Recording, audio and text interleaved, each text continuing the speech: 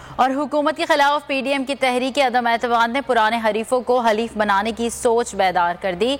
मुस्लिम league नून के सदर शहबाज शरीफ 14 साल बाद चौधरी बरादरान से मुलाकात के लिए उनके घर जाएंगे, गिले शिकवे दूर करेंगे और तहरीक अदम एतमाद पर ताउन तलब करेंगे।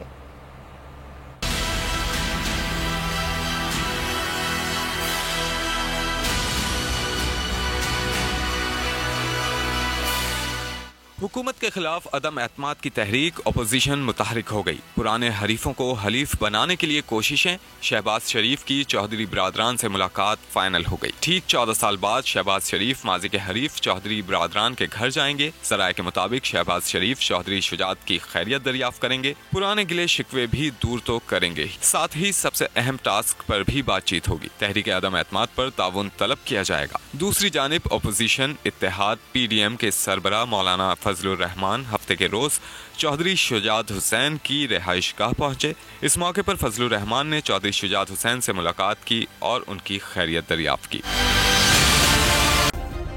सब्सक्राइब करें और बेल दबाएं ताकि कोई खबर रह न जाए।